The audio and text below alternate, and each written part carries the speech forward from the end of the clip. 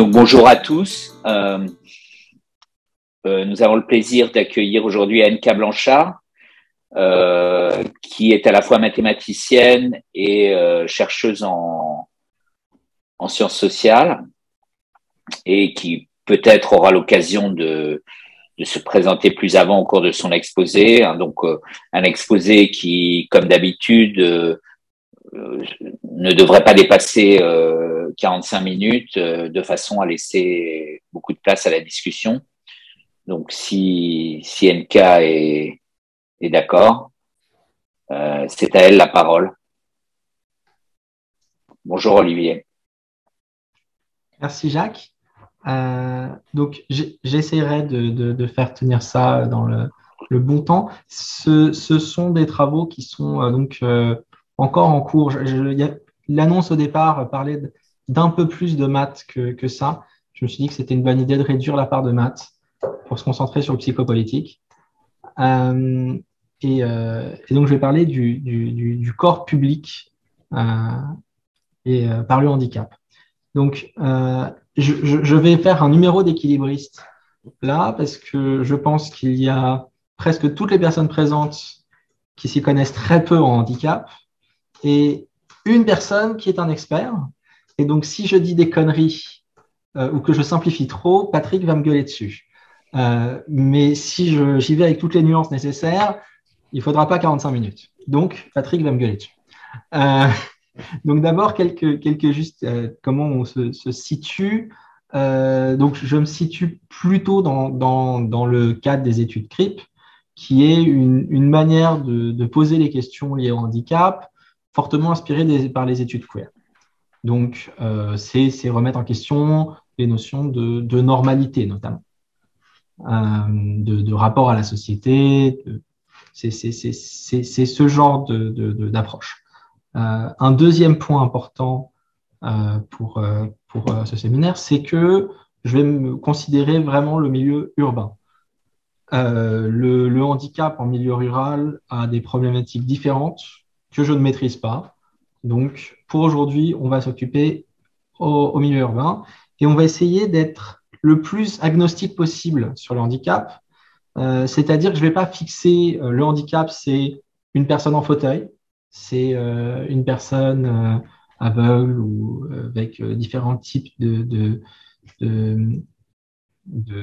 déficiences, comme diraient certains. C'est pas ça le but. Le but, c'est de regarder l'inadéquation entre l'individu et son environnement, contrôlée par à la fois les particularités de son corps, de son cerveau, et qui fait partie du corps, et de la société qui l'entoure. Mais pour aujourd'hui, je vais surtout me concentrer sur les questions de handicap visible, parce que je vais parler de corps public et donc d'interaction. Et naturellement, tous les handicaps qui ne seront pas visibles, vont avoir des questions notamment de discrimination qui seront différentes. Donc, ça, c'est pour juste poser le cadre. Ensuite, c'est là que Patrick va gueuler, c'est que historiquement, il y a ce qu'on appelle le modèle médical du handicap, qui reste aujourd'hui extrêmement présent, notamment dans le milieu médical, qui voit le handicap comme quelque chose qui vient du corps, qui est une déficience corporelle ou psychologique. Et donc, toute la source des problèmes vécus par les personnes ayant un handicap viennent de leur corps, et le but de la société et en particulier médical est de le guérir et de résoudre le problème. Parfois en le soignant, parfois en le prévenant à coup d'eugénisme, parfois en l'isolant. Par exemple, l'hospitalisation, les asiles, ça fait ça. Il y a eu heureusement une critique qui est apparue de ce modèle-là, qu'on a appelé le modèle social, surtout né dans les milieux anglophones, et en Amérique du Nord aussi, au Canada, au Québec, il y a eu des choses. En France, on a plus du mal. Qui a considéré que la source, en fait, il y avait une particularité de l'individu.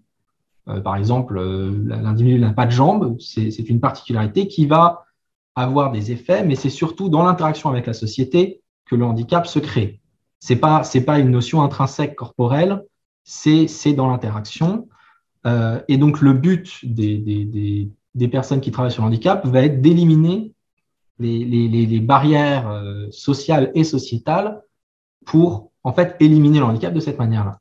Donc, il y a eu plein de critiques de ce second modèle qui, en fait, viennent du fait que même s'il y a des barrières sociales, le fait d'avoir une douleur en permanent, ça reste un problème. Ce n'est pas uniquement un artefact social. Et donc, il y a eu pas mal d'autres modèles qui sont apparus pour analyser le rôle du handicap dans la société. Mais plus généralement, les approches que je vais essayer d'avoir là, c'est considérer le handicap vraiment comme une inadéquation entre l'individu et son environnement qui est en partie causée par des particularités qui dévient de la norme, liées ou bien au corps, ou bien au cerveau si on ne fait pas de différence, ou bien à différentes choses de ce type-là. Et donc, si je parle de corps public, pourquoi est-ce que je veux parler de corps public et du corps handicapé comme un corps public? Parce que déjà, c'est un corps qui parfois est visible. Donc, je ne sais pas si certaines personnes ici connaissent l'individu à l'écran. C'est Peter Dinklage, donc un acteur assez connu, notamment pour avoir joué le rôle du nain Tyrion dans la série Game of Thrones. Donc, c'est une petite personne qui fait, je crois, 1m37 et qui est connu pour ça, et parce que c'est un de ses attributs les plus reconnaissables en tant qu'acteur. Et le fait est que, historiquement et encore aujourd'hui, ce genre de caractéristiques physiques dérange. Là, ça va, et puis il est quand même beau gosse, mais il y en a qui dérangent un peu plus. Par exemple, il y a Harriet McBride Johnson, où il y a à la fois des particularités physiques qui parfois créent une question esthétique, mais il y a aussi la prothèse. La prothèse sous la forme du fauteuil roulant ici. Et donc déjà, c'est un corps visible qui est beaucoup plus visible dans l'espace parce qu'il sort de la norme et ensuite qui va créer parfois une réaction de dégoût. Donc comment amplifier cette réaction? Par exemple, avec une prothèse de ce type-là. Ça, c'est une prothèse un peu ancienne de bras qui permet d'attraper, il y a une pince au bout. C'est un objet d'horreur pour beaucoup de gens. De voir quelqu'un avec une main comme ça provoque le dégoût. Ce qui veut dire que le corps dérange tellement qu'on se retrouve avec des prothèses qui sont très intéressantes parce que leur seul rôle est esthétique. C'est-à-dire le genre de prothèse comme celle à l'écran là, son but, c'est de créer une apparence de normalité. Ça n'aide pas la personne qui la porte, ça crée juste un faux bras qui n'est pas fonctionnel, qui ne permet pas d'attraper les choses, qui permet juste de faire en sorte que la société autour ne se rende pas compte que la personne a une amputation. Donc, on porte ce genre de choses seulement pour, en fait, diminuer notre visibilité. Donc, déjà, cet ensemble de caractéristiques fait que la personne est plus visible. Maintenant, pour aller plus loin, il y a la question de la légitimité spatiale. Est-ce qu'une personne handicapée est bienvenue dans l'espace public? Est-ce qu'elle est légitime dans l'espace public? Alors déjà, on a des questions de l'accès. C'est assez intéressant, mais si vous prenez tous les grands édifices, les grandes bibliothèques, les ministères et ainsi de suite, les gares, généralement, devant, il y a un grand escalier. Ce n'est pas automatique, mais c'est très présent. Et en fait, dans beaucoup de cas, de plus en plus de cas, il y a maintenant des accès par des voies dérobées, oui, on peut vous faire entrer, mais passer par la petite porte de derrière, parfois avec un grand détour. Ça, c'était le sujet d'autres travaux que j'avais faits. Et donc, les gens ne rentrent pas ne rentrent pas par la porte normale, ne sont pas visibles au milieu de la foule dans le cas normal. Ensuite, toujours pour remettre en question cette légitimité, et à chaque fois qu'on la remet, c'est un conflit. C'est un conflit entre le fait de vouloir, dès que les gens sont présents, on les voit plus, et donc de ne pas forcément vouloir qu'il soit présent. Donc, par exemple, il y a cette confusion des règles. Si je viens dans un lieu qui n'est pas entièrement accessible, mais qui l'est partiellement, vu qu'il y a peu d'exploration de l'espace par les personnes handicapées, il y a peu de maîtrise de la question de ces gens-là sont-elles, enfin, comment gérer ces gens-là. Et donc, on va avoir le oui, oui, on sait qu'il y a une porte pour vous faire rentrer. Ah mince, où est la clé? Où est le truc? Et cette confusion des règles fait qu'il y a des contre-ordres. J'ai déjà vu ça de très, très nombreuses reprises. C'est assez amusant de voir 3 services différents de l'aéroport qui se disputent parce qu'ils ont tous des règles sur comment gérer ça, qui sont contradictoires, et tout le monde a paumé le manuel. Et donc, cette confusion fait que, en attendant, la personne est au milieu de l'espace, en attendant que se résolve le problème, sans pouvoir agir. Et c'est lié aussi donc, à un refus d'autonomie. Ça, j'y reviendrai. C'est que une partie de ces règles-là, dans l'espace, la personne peut être tolérée, mais à condition d'être accompagnée. À condition de, oui, oui, on vous fait rentrer par la petite porte, mais je vous accompagne. Parce que, 1, vous en avez besoin, et 2, je veux être sûr que vous rentrez bien et que vous ne vous baladez pas dans le reste de l'immeuble là où vous n'avez pas le droit d'aller. Et ça va créer un ensemble de coûts pour les personnes qui sont concernées, parce que simplement, le simple fait de savoir qu'aller à un endroit, ça va créer des problèmes pour les personnes qui travaillent à cet endroit-là, qui vont avoir une anomalie à gérer. Donc, ils vont devoir appeler les patrons, enfin les patrons et les patrons des patrons et ainsi de suite, parce qu'ils ne savent pas où est le manuel pour gérer les personnes handicapées, ils ne savent pas où est la clé, ils ne savent pas, voilà. Ça monte parfois très haut et ça veut dire qu'on leur pourrit la vie. Ça veut dire, venir aller demander à un employé du service public comment faire pour avoir accès à cette salle, ça lui prend une demi-journée de travail. Et donc, il y a naturellement, enfin, quand on a un minimum de conscience, la peur de déranger. Et donc il y a une sorte d'autocensure spatiale de si on sent que notre présence coûte à tout le monde, est-ce qu'on a envie, est-ce qu'on a le courage de venir? Donc ça, c'est sur les questions de légitimité. Et en fait, ça va plus loin parce qu'on peut même dire qu'il y a un objectif de contrôle spatial de la part des institutions. Donc, il y a plusieurs modes de contrôle. Donc déjà, il y a l'accès restreint. C'est standard. Si on met juste des plans à certains endroits, des guides sur le sol pour les personnes aveugles, juste à certains endroits, ça veut dire que les autres endroits ne leur sont pas accessibles. Mais le truc de contrôle spatial le plus fort que je connaisse, c'est la question des règles de sécurité incendie. Et en fait, ces règles sont très utiles pour les institutions, pour contrôler où va la population. Et je peux donner 2 exemples. C'est que déjà, sur un exemple simple, c'est le RER parisien. Et par extension d'autres du même type. Le RER parisien n'est pas accessible aux personnes en fauteuil. La raison, c'est parce que, il n'est généralement pas accessible parce que les trains ne sont pas à la bonne hauteur par rapport au quai. Donc, une solution assez naturelle, c'est de faire une rampe sur un bout du quai, comme c'est fait par exemple à Taïwan. La raison donnée pour laquelle ce n'est pas faisable est que ça permettrait aux personnes en fauteuil de rentrer dans les trains librement. Et c'est exactement ce qu'ils veulent empêcher, parce qu'il y a une contrainte qui est on n'a pas le droit d'avoir plus de 2 personnes en fauteuil par train. Et parce qu'au cas où, que c'est plus difficile à sortir en cas d'incendie, il y a un dispositif on veut que ces personnes-là ne crèvent pas dans un incendie. Donc, on contrôle entièrement leur accès pour savoir à tout instant où ils sont. Un autre cas qui est assez intéressant, c'est les lieux où il y a le plus de contrôle spatial. Les aéroports, il y a tellement de règles de sécurité que c'est très intéressant pour plein de catégories de population. Mais une nuance que je trouve très intéressante, c'est le type de fauteuil fourni. Donc, à l'aéroport, typiquement, ils fournissent un fauteuil quand on ne peut pas apporter le sien ou quand le sien est dans la soute.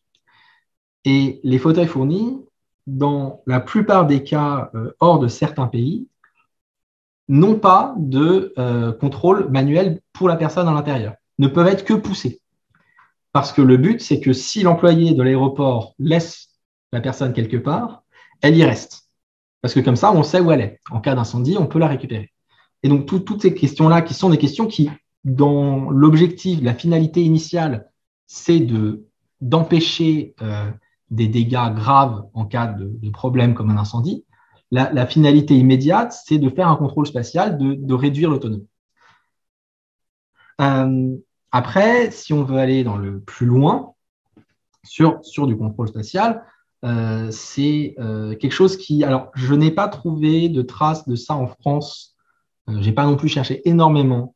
Mais vu qu'on avait des gueules cassées en France, c'était un peu différent. Enfin, qu'on avait beaucoup de gueules cassées en France après la Première Guerre. Mais dans des pays comme les États-Unis, il y a eu des ugly laws, donc des lois sur la hideur, qui disaient qu'en gros, être estropié sur la voie publique était passible d'une amende ou de prison.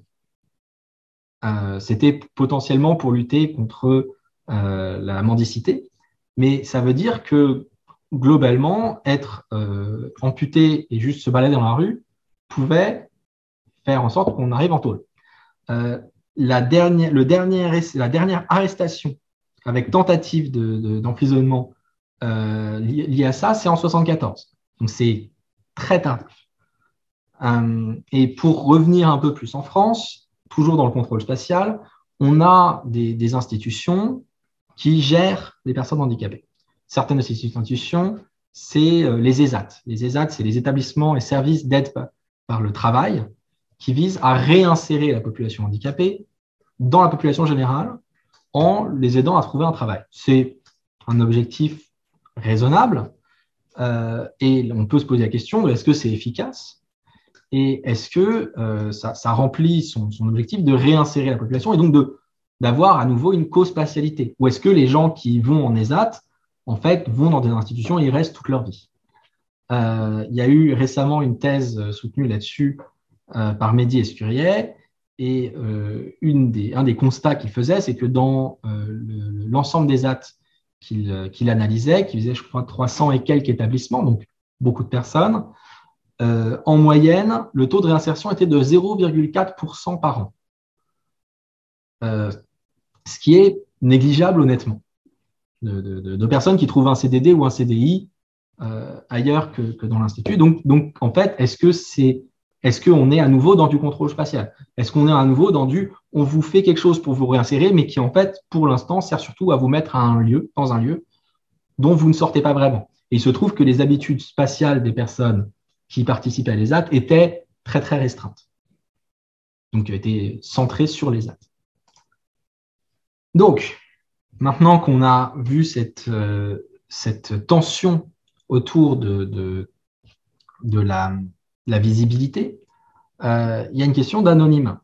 Et là, je pense que ça parlera plus à Jacques sur des questions de contrat social urbain et sur le fait que ce que la ville offre, c'est aussi le droit d'être anonyme. Dans un village de 100 personnes, tout le monde connaît tout le monde. Dans une ville de 2 millions, il y a l'a priori d'anonymat. Et le problème du handicap visible dans l'espace urbain est que c'est une anomalie visible. Tout comme d'ailleurs, dans certaines sociétés, être d'une certaine ethnicité dans une ville va attirer tous les regards. Je pense au fait d'être noir à Tokyo, qui pendant longtemps créait des choses très visibles. Je me suis baladé dans Tokyo avec quelques amis noirs et tout le monde nous regardait. La question, c'est pourquoi. Mais là où il y a le regard de l'autre qui se pose et donc cette rupture partielle de l'anonymat et de l'intimité qu'on peut avoir en étant anonyme dans une ville, on va un peu plus loin et sur des questions de droit d'importuner.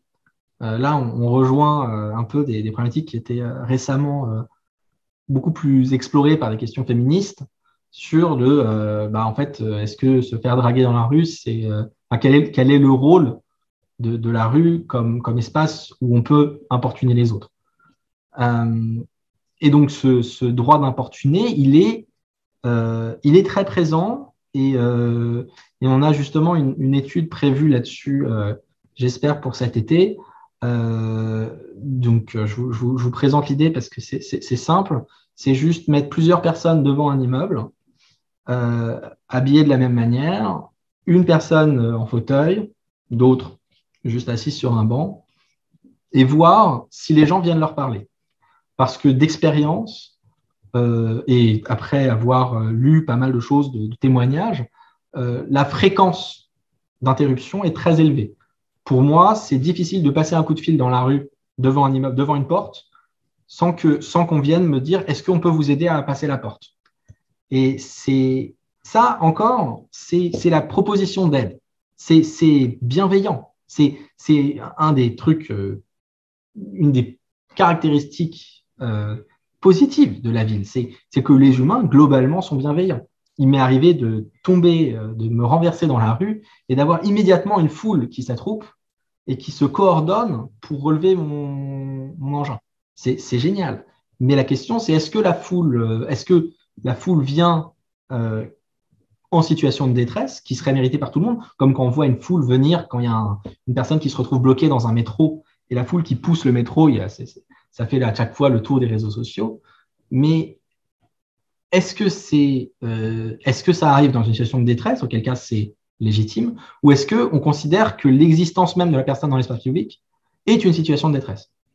Et c'est là-dessus que se pose la question, et je vais montrer quelques témoignages là-dessus, dès qu'on est... en fait, il y a une mauvaise représentation dans la tête des gens de ce que c'est que la détresse handicapée, qui vont souvent penser que juste une présence handicapée est une situation de détresse, et donc voir quelqu'un dans la rue, ça veut dire est-ce que je peux vous aider? Et le fait de demander est-ce que je peux vous aider est bienvenu. J'avais posé la question dans une conférence internationale il y a 2 ans, un groupe, et on était, je ne sais pas, une vingtaine de personnes, la plupart avec des handicaps, et j'avais dit est-ce que vous considérez que c'est légitime de demander à quelqu'un, si on ne voit pas que la personne a visiblement un problème, si elle a besoin d'aide? La réponse était unanimement non. C'est qu'en fait, il y a maintenant tellement d'affects négatifs liés à ça que c'est mieux juste d'attendre que la personne demande. L'exception, et pour revenir justement à ce qu'il y a avant, c'est quand on est accompagné. Tout comme une femme accompagnée par un compagnon masculin sera beaucoup moins sifflée dans la rue, une personne handicapée, visiblement handicapée, accompagnée par quelqu'un, sera beaucoup moins importunée. Parce que il y a ce phénomène de contrôle. Quelqu'un s'en charge, ce n'est pas ma responsabilité. Mais on est tout ça, c'est sur la rupture du contrat d'anonymat. Et donc, pour venir aux questions de toucher non consenti, donc la proposition d'aide sans besoin d'apparence, c'est quelque chose, mais parfois ça va plus loin. Donc, il y a un projet que je trouve très intéressant qui s'appelle Private Places, Public Spaces. C'est une chercheuse britannique et je crois une activiste, mais c'est un peu flou, je ne me souviens plus du rôle de Kavanagh. Et ce projet, ça fait quelques années qu'il existe et il documente, il enregistre des témoignages de personnes, généralement des femmes, le plus souvent des femmes, qui ont vécu des situations compliquées dans l'espace public à cause de leur handicap. Donc, je vais juste essayer. Il y a deux exemples là, je vais les traduire vite fait à l'oral. J'utilise, donc ça c'est de Yasmine Sheikh, j'utilise un fauteuil roulant depuis en gros 12 ans et je fais l'expérience d'attouchement non consenti autour de 2 fois par mois, ce qui va de personnes qui me poussent sans me demander et sans me prévenir, ce qui n'est pas juste désagréable, mais c'est dangereux parce que ça m'a fait perdre l'équilibre et tomber, presque tomber de ma chaise à plusieurs reprises. Et ça va aussi de personnes qui s'appuient sur ma chaise ou qui la touchent sans ma permission. Alors là-dessus, il faut rappeler un truc, c'est que souvent, dans ces cas-là, le fauteuil est une extension du corps, tout comme une prothèse, et donc que la proprioception de la personne peut s'étendre à ça. C'est comme si je pouvais attraper à travers mon écran et attraper les lunettes de Zachary. Je ne touche pas Zachary, je touche juste ses lunettes, mais c'est dans la zone de l'intime, ça va le déranger. Ça marche aussi si je touche les lunettes de une quelconque personne qui a sa vidéo présente, parce que vous avez tous des lunettes. Oui, vous êtes tous des handicapés. Je confirme que ça serait assez ennuyeux, oui.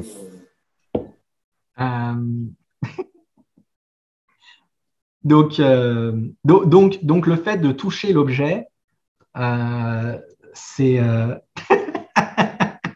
le fait de toucher l'objet correspond en fait au fait de toucher la personne.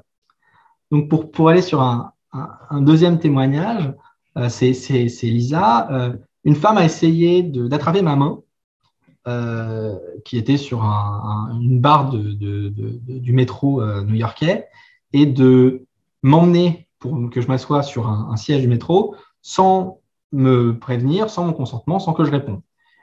Et quand je lui ai dit que c'était pas correct comme comportement, elle s'est énervée et m'a engueulé toute la durée du voyage, parce que voilà. Et ça, on verra, c'est le fait que faire respecter son consentement dans ces cas-là est problématique. Tout ce site, je le conseille, c'est d'une rare violence. J'ai pris des témoignages qui sont dans la moyenne. Il y a du bien pire, il y a du mieux, et j'en ai d'autres plus parce que quand même, faut s'amuser. Donc, en tant que personne avec une déficience visuelle et utilisant une canne blanche, je subis des attouchements non consentis tous les jours. Ça, c'est Amy. J'ai été traîné en traversant des routes, sorti de wagons de train, poussé dans des magasins, à chaque fois sans qu'on me demande si j'ai besoin d'aide. Ces expériences sont à la fois me désorientent et me mettent très mal à l'aise, et parfois me causent des souffrances physiques. Et à chaque fois que je partage une histoire sur le fait d'être attrapé et parfois mis en danger parce qu'on m'attrape et on me fait pas traverser une route alors qu'il y a des voitures qui passent, ou alors qu'on me met dans le mauvais bus sans que je demande, les gens disent « mais les gens avaient des bonnes intentions, ils voulaient juste aider ». C'est là-dessus qu'on viendra, mais la question du corps public est à mon avis intéressante, c'est que les gens veulent aider, mais en aidant, sans respecter le consentement, ils se positionnent comme autorité. Et pour une dernière, qui est un très bon exemple de ça, c'est Gemma, qui dit « J'étais à la station de York, donc au Royaume-Uni, en attendant que mon fils arrive depuis Leeds, et soudain, quelqu'un m'attrape par derrière, attrape mon fauteuil par derrière, et me fait rentrer dans un train. Je proteste, mais le type ne me comprend pas, et il me dit « T'inquiète pas, je m'occupe de toi, je m'occupe de tout, t'inquiète pas ». Et je suis dans le train, je commence à pleurer, lui il s'en va, et il est tout content d'avoir fait son devoir, et il me fait signe comme ça, et je suis juste bloqué sur un train, et je ne sais pas où va le train.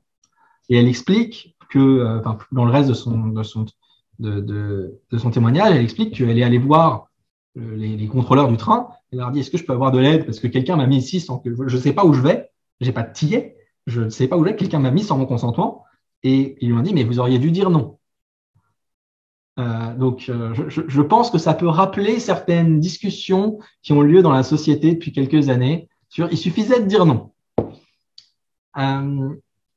Et donc, continuons, parce que on a vu que le corps handicapé était souvent, qu'il y avait une question de à la fois visibilité et invisibilisation, et un refus de l'anonymat. Maintenant, il y a l'absence d'intimité. C'est pour revenir à la question d'avant, c'est le droit d'importuner. C'est aussi que tout comme on s'attend, la société s'attend à ce que toutes les femmes soit capable d'improviser un discours sur le féminisme et sur pourquoi est-ce que c'est important de respecter le consentement, la société s'attend à ce que chaque personne handicapée soit capable d'expliquer et doivent expliquer son handicap. Et ça, c'est un effet où, par exemple, dans la rue, on va avoir des personnes qui vont venir parler à une personne handicapée et dire « Oh, je sais ce que vous avez, mon frère a la même chose ». Ce qui, moi, me fait toujours rire, ça m'est beaucoup arrivé, parce que personne ne sait ce que j'ai. Les médecins ne savent pas, mais les gens voient un fauteuil, une canne, quelque chose, et projettent tout ce qu'ils veulent, et c'est parti. Et il n'y a pas non plus d'intimité sur le plan médical. Ils demandent, ils disent, mais attends, si tu me dis que tu n'as pas ce que je pense que tu as, alors que moi, je n'ai aucune information, prouve-moi que ce n'est pas la même chose. Prouve-moi que tu n'as pas ce syndrome-là. Et la personne, au milieu de la rue, qui est en train d'acheter son pain, le boulanger qui est là et qui lui dit mais attendez, avant de vous rendre ma baguette, vous êtes sûr que vous n'avez pas ça? Vous avez essayé l'homéopathie pour ça? Il n'y a pas de distance sociale. Toutes les questions que les gens pourraient se poser dans leur fort intérieur sans oser la poser même à un ami parfois, ils osent la poser à la personne qui est en fauteuil ou avec une canne ou avec un chien aveugle ou qui est visiblement hors de la norme. Et ça fait que ça change complètement la distance interpersonnelle et le devoir de distance dans le discours. Et donc, il y a beaucoup de travaux sur la désexualisation du handicap, sur le fait que déjà, vu que les personnes handicapées sont moches, elles ne devraient pas se reproduire. En plus, vu qu'elles sont handicapées, elles ne devraient pas se reproduire et de toute façon, elles ne sont pas attirantes. Bon, ça, il y a beaucoup de travaux. Mais ce qui est très drôle, c'est que ça participe aussi à cette distance. Donc là, je vais donner une anecdote personnelle que je trouve très drôle. C'est qu'il y a pas mal d'années, une amoureuse, je suis avec elle, elle rentre dans une chocolaterie pour acheter du chocolat, et bon, c'est visible qu'on est ensemble, et la vendeuse la regarde, me regarde, lui dit bonjour, me regarde, et lui dit mais comment vous faites, en étant très explicite sur le fait qu'elle parle de sexe. C'était la première phrase qui sortait de sa bouche. C'est audible, le fait que c'est tellement une anomalie qu'on est dans que toutes les questions sont permises. Si vous êtes dans l'espace public, soyez prêts à répondre à tout. Soyez prêts à ce qu'on ose tout vous demander comme question. Donc, continuons. Parce que y a des questions de binarité, et de binarité sur handicap, pas handicap, et quel type. Donc, il y a la notion qui est assez utile, qui est la notion du supercrypt, et qui en fait dit qu'on a plusieurs modes de représentation du handicap en société, et qu'on en a une qui est le supercrypt, qui est la personne qui dépasse son handicap. Elle est indépendante, elle est héroïque, elle va juste gravir des montagnes alors qu'elle n'a pas de bras. Elle ne se plaint pas, parce que si elle se plaint de son état, elle ne peut pas être héroïque, elle ne peut pas être activiste. Un bon exemple, c'est Hugh Hare, qui fait un ingénieur qui fait du design de prothèses et qui est aussi qui fait beaucoup d'escalade et qui est une figure très problématique du milieu. Un autre exemple qui est aussi très problématique, c'est Oscar Pistorius, qui donc a des prothèses sur les jambes et qui lui permettent de courir au niveau d'un coureur olympique. Et donc, ça a posé plein de questions à l'époque. Et à l'époque, pendant longtemps, c'était la figure du handicapé héroïque. Depuis qu'il a tué son ex, c'est un peu plus compliqué médiatiquement. Mais c'est globalement cette image-là. Image ou bien le handicapé qui est incroyable parce que regardez, il fait des trucs que même la plupart des gens ne pourraient pas faire, ou alors parfois juste celui-là, il a ni bras ni jambes, mais il arrive quand même à avoir une copine. C'est un peu compliqué comme discours. Mais on a l'autre pendant. L'autre pendant, c'est celui de la pitié, où on est complètement dans le registre du pathos, de la personne dépendante qui mérite de l'aide tant qu'elle est donnée de manière appropriée, qui est bloquée par le handicap, emprisonnée dans son fauteuil. Il y a le terme wheelchair bound en anglais, qui ne peut pas se plaindre, qui n'est pas activiste. Sinon, on part dans la catégorie du handicapé méchant, la personne qui, non seulement elle a toute l'aide du monde et toute la société fait ça pour elle, mais en plus, elle se plaint. Quand même, elle exagère. Et dans les deux figures standards, il n'y en a aucune qui n'a le droit de lutter pour ses droits. C'est ce que je trouve intéressant. Et des exemples, c'est certaines anciennes affiches du Téléthon, où on voit une personne misérable et essayer de l'aider à survivre. C'est ce genre de message. Et donc, ça, déjà, c'est une catégorisation de l'ensemble d'une population. D'ailleurs, les populations ciblées par le handicap, c'est beaucoup. Au sens de l'INSEE, c'est 23% de la population française. Alors, les handicaps considérés lourds, c'est autre chose. Mais les handicaps visibles, c'est encore autre chose. Mais on ne parle pas de petites populations. Et donc, on a une première binarité entre ces deux catégories. Ce qui nous mène à une sorte de question de passing. Tout comme il y a le passing dans les questions queer, vu que la société a peur du faux handicapé, de la personne qui se ferait passer pour un handicapé pour choper des aides sociales, pour choper des cartes de stationnement qui sont si désirées à Paris, par exemple, on va le tester. L'administration nationale va tester, l'administration française teste allègrement, mais aussi les citoyens. Il y a un contrôle social. Et donc, il y a cette question dans l'espace public de gérer la visibilité de son handicap. Il y a des témoignages de personnes qui disent, en fait, j'ai ce truc-là qui fait qu'à tout instant, je peux m'écraser sur le sol parce que je fais de l'épilepsie et d'autres choses, entre autres. Et donc, j'utilise un fauteuil. Mais parfois, je peux me lever. Mais il suffit qu'une personne me voie me lever un jour et je me fais harceler. Et donc, ça va varier selon la visibilité du handicap, selon le fait que les médecins reconnaissent ou non que la maladie existe. Typiquement, si on veut avoir un bon passing handicapé, c'est mieux d'être en fauteuil. Être sourd, c'est un coup à se faire, mais tabasser dans la rue. Parce que quelqu'un nous adresse la parole, on ne l'entend pas, naturellement, et la personne s'énerve. Il y a hélas des témoignages là-dessus.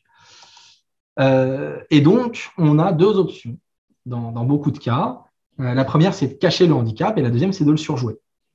Le cacher, ça permet de ne pas s'exposer aux discriminations.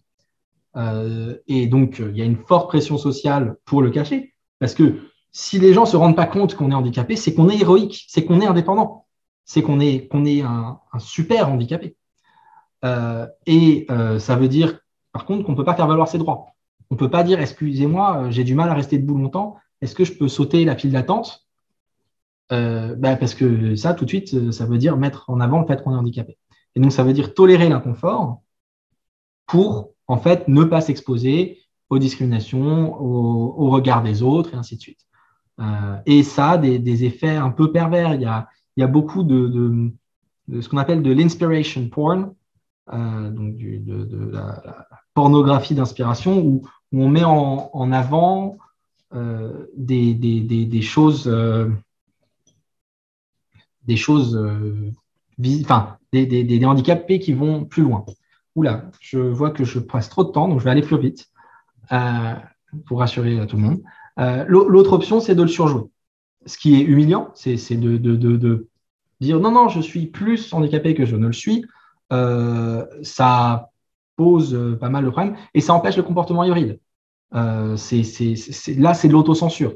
Je pourrais me lever, ça me ferait du bien, ça me ferait faire un peu de sport, de faire ça, mais si je le fais, on risque de m'accuser de ne pas être un vrai handicapé, on risque de me voler mon fauteuil.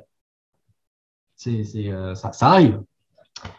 Et donc, on arrive à la question du handicap comme objet de discours. Donc, c'est souvent utilisé le handicap comme un proxy, un raccourci pour l'état indésirable, l'état qu'on veut éviter. Donc parfois, c'est juste gentiment dire, bon, bah, en fait, une personne aveugle, elle ne sait pas très bien conduire, c'est assez légitime globalement. Et ça, c'est une pub roumaine qui dit, bon, bah, si vous êtes bourré, vous conduisez comme un aveugle. Bon, là, on est encore dans le registre de, c'est pas forcément de très bon goût, mais c'est audible. Là où ça devient embêtant, c'est cette vieille pub française, toujours contre le fait de conduire en étant en état d'ivresse, c'est faites gaffe, sinon vous finirez comme lui. Donc, qu'est-ce que ces discours-là, ils renforcent? Ils renforcent le fait que le handicap, c'est vraiment l'état qu'on ne veut pas avoir. C'est presque la pire chose. Et en fait, c'est vrai que dans les perceptions, c'est le cas. Il y avait une étude de 2008, bon, enfin, c'est un sondage, il vaut ce qu'il vaut, mais où ils avaient demandé à des personnes aux États-Unis s'ils préféreraient perdre leur indépendance en étant handicapés, enfin perdre une partie de leur indépendance, ou mourir. 52% disaient préférer la mort. Bon, en fait, dès qu'on demande aux gens après qu'ils leur aient vacciné, ils disent non, non, non, non, je veux vivre, je veux vivre. Mais l'opinion publique, c'est ça. Et donc, cette dévalorisation, elle a un impact social. Le simple fait de dire c'est ça le pire, bah, ça a fait quelque chose. D'ailleurs, moi, c'est un truc que j'utilise parfois comme test. Si je fais n'importe quoi dans la rue avec mon scooter et que les gens s'en rendent compte, je dis bah quoi, en pire cas, qu'est-ce qui se passe? Je termine handicapé. Si les gens se marrent, c'est bon signe sur eux. Mais donc, c'est un objet de discours comme un raccourci, comme un objet dont tout le monde peut parler. Et qu'est-ce que ça mène? Ça mène aussi à des discussions sur philosophiques. Ça, c'est un extrait donc, de Harriet McBride Johnson qu'on a vu tout à l'heure, qui était une militante pour les droits des personnes handicapées, et qui a eu un échange avec Peter Singer, qui a été invité à donner une conférence à Princeton, si je me souviens bien, et qui a écrit un article là-dessus sur comment est-ce que lui, il a géré. Et sur le fait que Singer, il ne veut pas tuer McBride Johnson. Il pense juste que ça serait mieux si elle n'existait pas. Et si les parents pouvaient décider de pas forcément avoir des enfants handicapés, et ainsi de suite. Donc, on parle d'eugénisme, mais et le mec, il est parfaitement cordial et elle raconte la tension entre le fait que ce type-là considère l'exemple de sa vie à elle comme ce qu'il faut éviter, tout en étant parfaitement gentil et très prévenant avec elle. Ce qui pose des questions d'activisme. D'ailleurs, son texte est intéressant à lire. Et donc, toujours dans le discours, ça veut dire qu'on met de côté un peu la parole du handicap. Donc, on a une infantilisation, on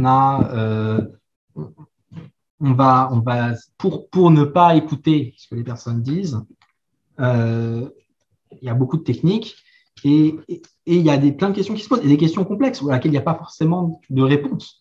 Les questions de est-ce que la personne peut consentir à quoi? Par exemple, il y a des questions d'hospitalisation forcée. On peut se dire que dans certains cas, c'est légitime. Il y a des cas, comme le cas d'Ashley Hicks, qui avait été étudié par Alison Kiefer, entre autres, qui est très, très dur à lire. Parce qu'en fait, on se rend compte il y a eu des opérations chirurgicales dont le seul but, c'était de faciliter la vie des parents de la personne, même si ça avait des impacts négatifs sur la santé de la personne.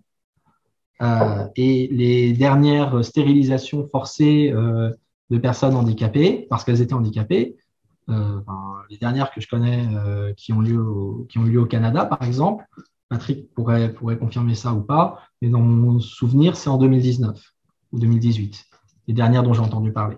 Donc, c'est encore des choses complètement d'actualité, où on considère que c'est un fléau social qu'il faut éliminer. Et même si on considère parfois qu'il ne faut pas l'éliminer par l'extermination des personnes qui l'ont, mais par des mécanismes qui empêchent des gens de le devenir, on reste sur un impact social sur les gens qui en font partie. Et donc, sur le fait qu'il faut justifier son expérience comme le faisait Harriet McBride Johnson. Et il y a l'exclusion des luttes sociales. Il y a récemment eu une grosse une grosse pression en France sur le fait que les droits handicapés surtout passent par les associations gestionnaires. En France, c'est l'Association des paralysés de France, qui pendant longtemps a résisté au fait qu'il y ait la moindre personne handicapée dans des comités d'organisation, de direction ou quoi que ce soit. Et donc, c'est une association qui va gérer les droits des handicapés, mais qui va refuser d'avoir le moindre feedback ou la moindre responsabilité par rapport aux communautés qu'elle est censée défendre.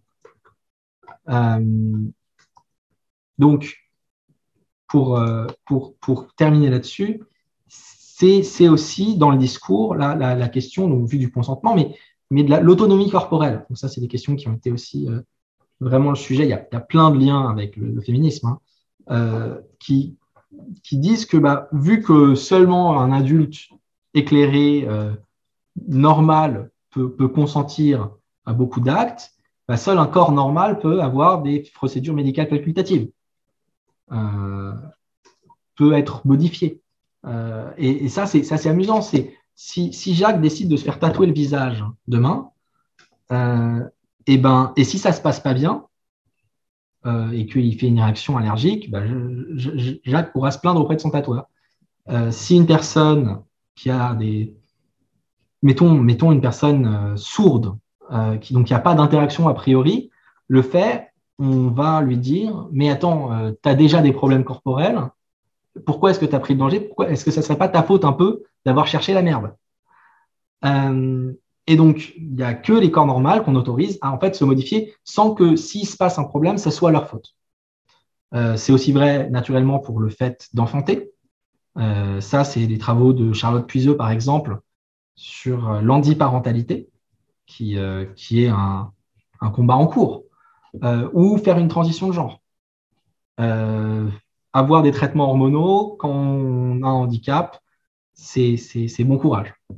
Donc tout ça, il y a des liens avec les luttes féministes, mais il y a une nuance majeure, c'est qu'aujourd'hui, je pense que dans beaucoup d'environnements, en tout cas dans tous les environnements où vont traîner les gens de ce séminaire, je pense qu'on considère que le fait que quelqu'un dise « c'est mon corps, je devrais être l'autorité ultime dessus sur ce que je peux en faire ou pas », c'est légitime. Le fait de dire on ne devrait pas être capable de me toucher sans que je dise oui, c'est un discours qui ne pose, enfin, où le fait de s'opposer à un tel discours est une violence.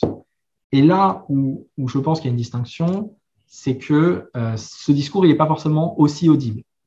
Ça, à l'écran, il y a une image d'un dispositif que j'aime beaucoup, qui est c'est un ensemble de pics à mettre sur les poignées d'un fauteuil roulant à pousser. Et il y avait une personne qui en avait mis et qui s'était fait harceler parce que les gens considéraient que c'était violent de mettre ces pics sur ses poignets. C'est-à-dire que d'interdire les gens accès à sa prothèse était une violence dans l'espace public. Et donc alors que je pense que si on voit une femme qui se met un gilet à clous comme ça, on va dire, bon, j'ai peut-être pas tellement envie de lui parler, mais on ne va pas dire qu'elle commet une attaque sur le reste des participants dans un espace, surtout si elle a l'habitude de se faire harceler tous les jours. Donc, il y a une différence dans le discours que je trouve intéressante. Et naturellement, toutes ces choses-là se combinent de manière les plus glauques possible si, par exemple, il y a une femme handicapée. Et donc, pour terminer sur des questions un peu plus drôles, donc, CRIP, c'est un mot dont j'avais parlé vite fait tout à l'heure.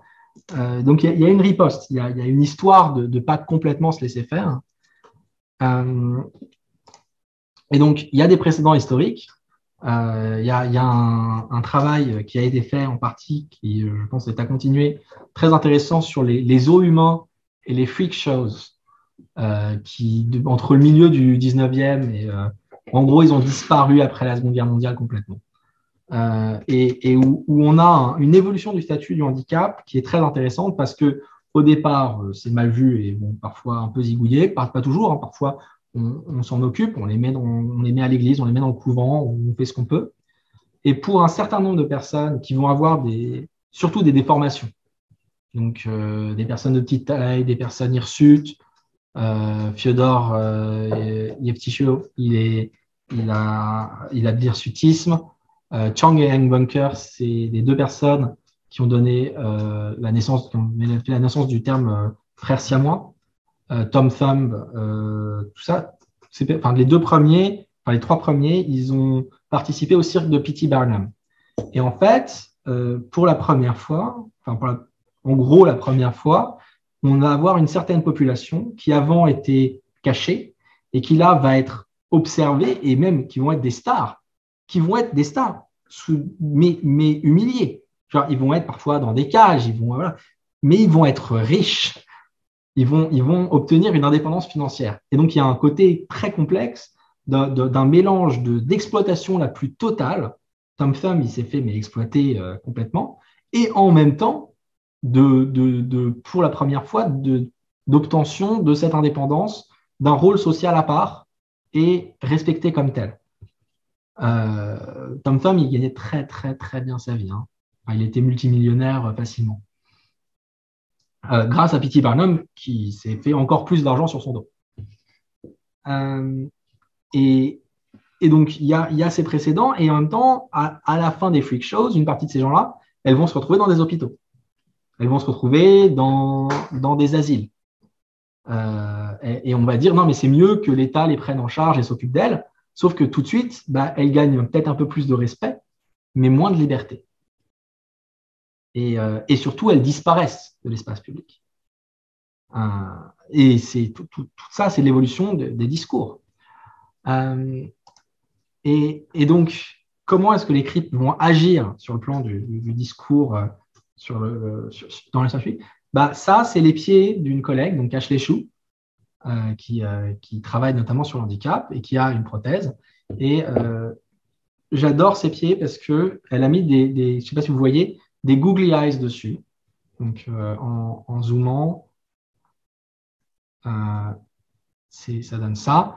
Et en fait, les gens dans la rue ou dans un magasin vont voir sa prothèse, vont comme toujours fixer un truc genre « Ah, c'est intéressant », puis voir les yeux dessus, se rendre compte que les yeux les regardent, se rendre compte qu'ils regardent et prendre conscience de tout le processus qui font qu'ils mettent cette personne à part dans l'espace public. Et j'adore ce processus de faire prendre conscience aux gens de ce qu'ils font sans même interagir avec eux directement, juste en mettant un miroir. Alors, dans la catégorie beaucoup plus violent, tu as Aaron, aussi connu sous le nom de Solstice Snakes, c'est un conte en ligne, qui a fait cette canne. Alors, je ne sais pas si vous voyez, mais c'est des yeux. C'est un objet d'horreur. C'est Lovecraftien. C'est une canne avec un millier d'yeux dessus dans tous les sens. Et le but, c'est à nouveau de choquer, de faire prendre conscience de ça. Et donc, toujours dans cette idée de faire prendre conscience qu'il n'y a pas forcément tant de différence, on a Connie Panzarino, qui était une grande militante, queer et Andy, qui a, je ne sais pas si vous pouvez lire le truc bien, et c'est l'idée d'ailleurs qui est très queer, qui est de dire je ne devrais pas avoir honte, je ne devrais pas cacher ma sexualité, je ne devrais pas cacher ce que je fais. Et donc, elle dit que quand on a eu une trachéotomie, on n'a pas besoin de respirer pendant qu'on fait un cunnilingus. Enfin, on n'a pas besoin de sortir pour prendre sa respiration. C'est choquant et en même temps, c'est humanisant. C'est dire, non, mais ces gens-là ont les mêmes désirs. Ces gens-là essayent de voir les particularités de leur corps et de s'en servir pour faire des choses qu'on a aussi envie de faire parfois. Et il y en a d'autres qui vont plus loin. Donc lui, c'est Bob Flanagan qui avait une mucoviscidose. Donc il m'a dit qu'il, en fait, jusqu'à très récemment, était extrêmement mortel. Maintenant, l'espérance de vie, c'est une 40aine d'années, un peu plus, dans les pays de l'Ouest. Milieu du XXe siècle, c'était 6 mois.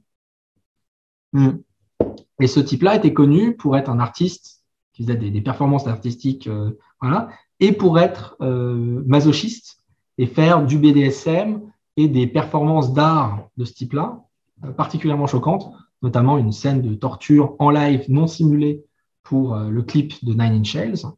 Et donc, pour terminer, un extrait non censuré, Je vais plutôt passer aux questions parce que ça me paraît plus sage pour un séminaire.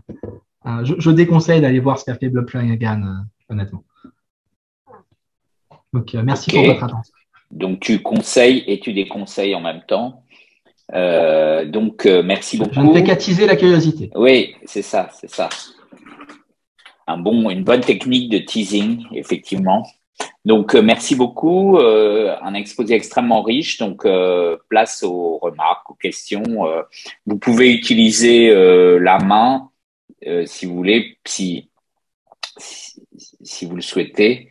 Ça facilitera la circulation de la parole.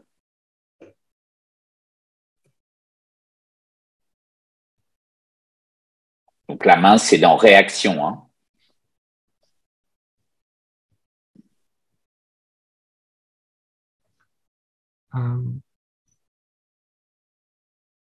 Je suis passé un peu vite sur la deuxième partie. Je me suis rendu compte du temps qui restait et j'avais un peu… Tu pourras te rattraper dans la discussion, je pense.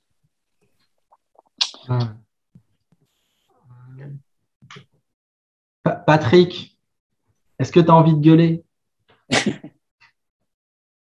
Non, pas du tout. Non, pas du tout. C'est un tour d'horizon très, très, très riche. Et ce que je pensais, c'est tu utilises toujours la prothèse, hein, alors comme prolongement du corps, justement.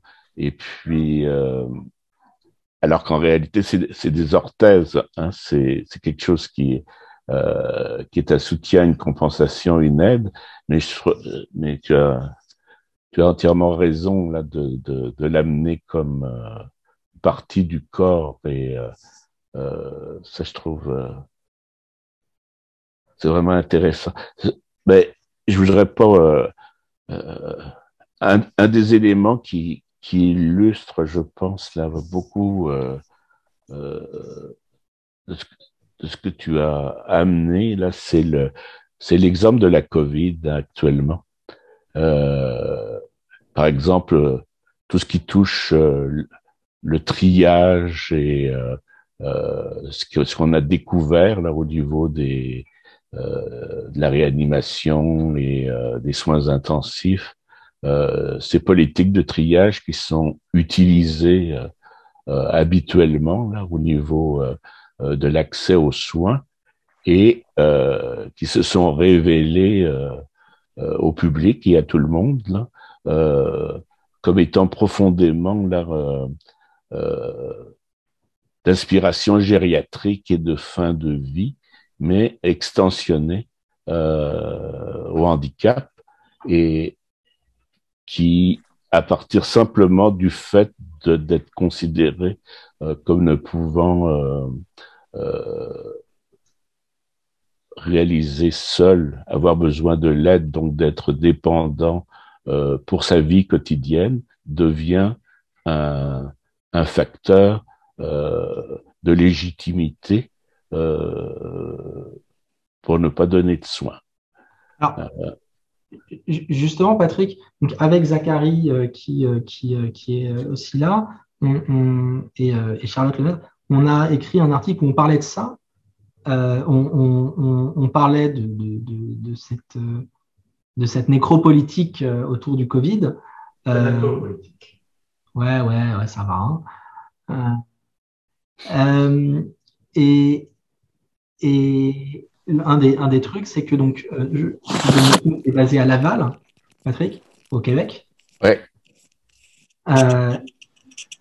Et un des trucs qu'on a vu, attends, Zach, tu peux te mettre en s'il te plaît, parce que il y a un écho. Ah, merci. Donc un des trucs qu'on a vu, c'est justement que le triage, il est inévitable. Je veux dire, dans une situation de crise, le triage est inévitable. Il y a des règles il y a eu des études, d'ailleurs, que je trouve très intéressantes, sur quelles sont les règles qui sont audibles à une population. Si on parle à des gens, qu'est-ce qu'ils vont considérer comme OK? la règle de la première personne qui arrive, on la soigne, peu importe son âge, elle est audible. Et surtout, elle a l'avantage que on ne va pas dire au cas où vous êtes vieux, mais au cas où on ne va pas vous soigner, parce que s'il y a un jeune qui arrive, on ne pourra pas le soigner. Et là, donc potentiellement, on va laisser quelqu'un mourir alors qu'on aurait pu s'en occuper. La règle de on prend premier qui vient, c'est pas mal. La règle de on prend la personne, enfin toutes les personnes avec la même chance au hasard, c'est pas mal.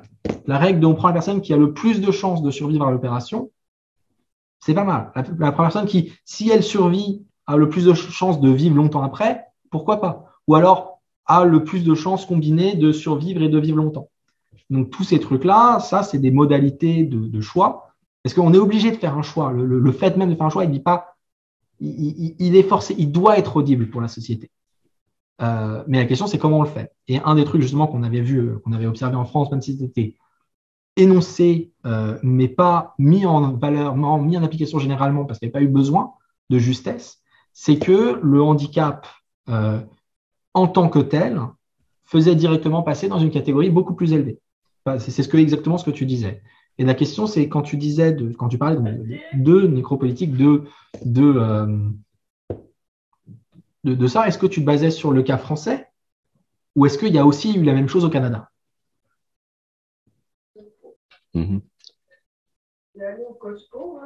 Excuse-moi, quelqu'un a parlé à côté de moi. Peux-tu juste... Je te demandais si tu te basais, quand tu disais ça, sur le cas français, qui est la chose qu'on avait étudiée, ou si c'était la même chose au Canada. Oui.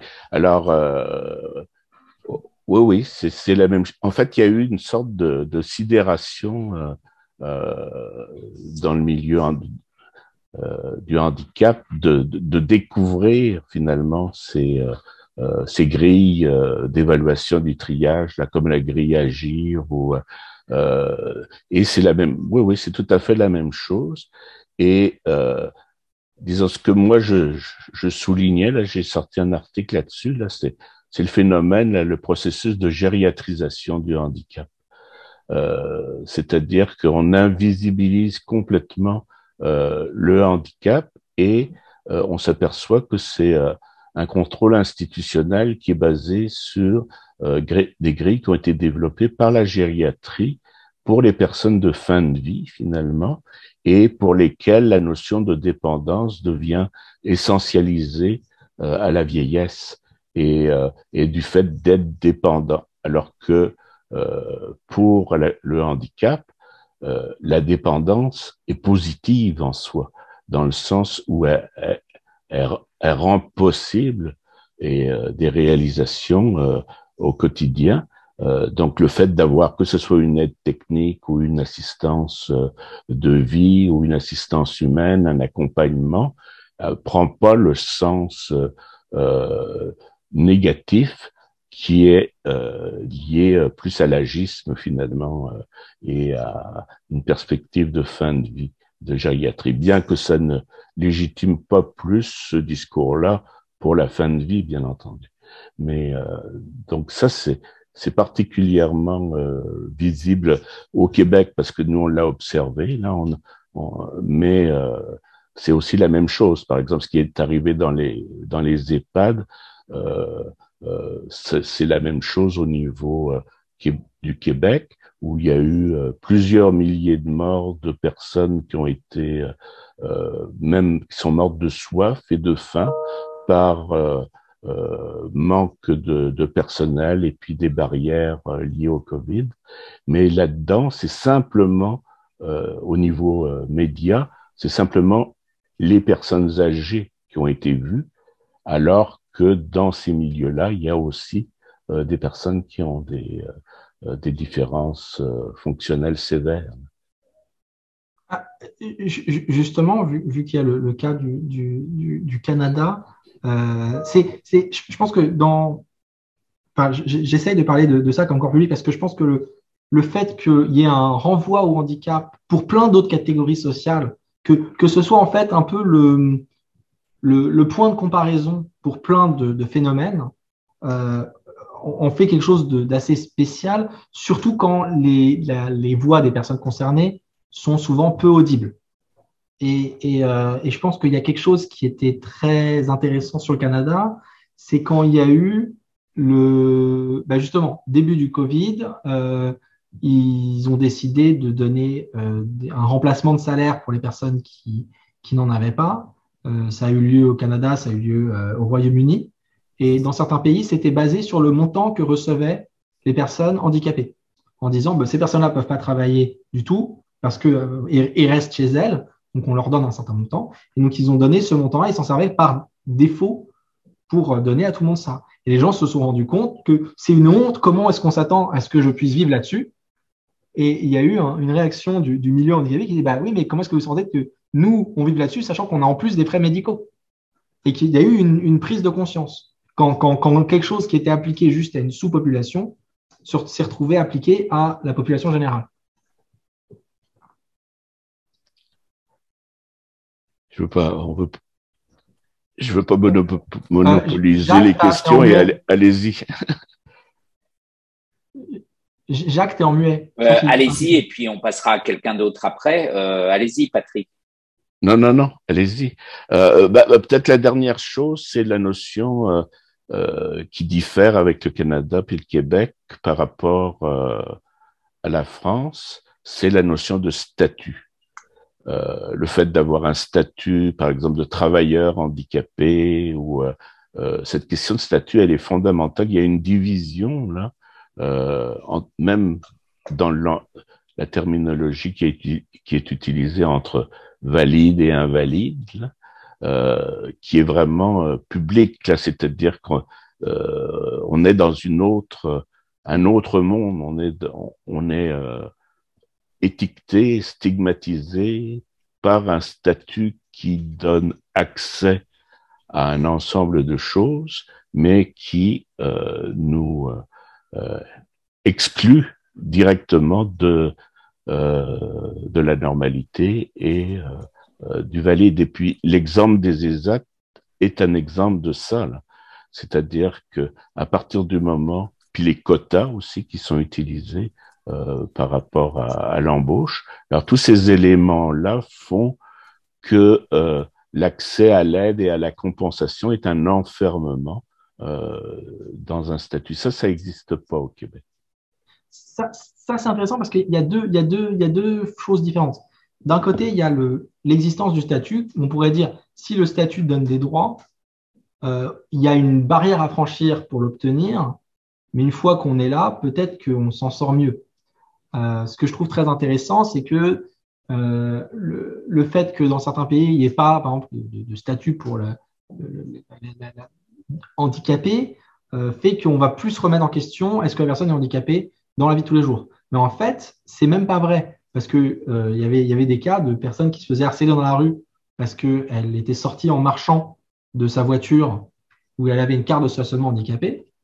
Je ne sais plus quel pays c'était, mais c'était un où il y a un contrôle strict sur ces cartes-là. Et quand la personne a dit « Non, mais attendez, j'ai déjà dû passer 3 ans de ma vie à me battre pour avoir ce badge », la personne a dit « Non, mais vous avez dû tricher ».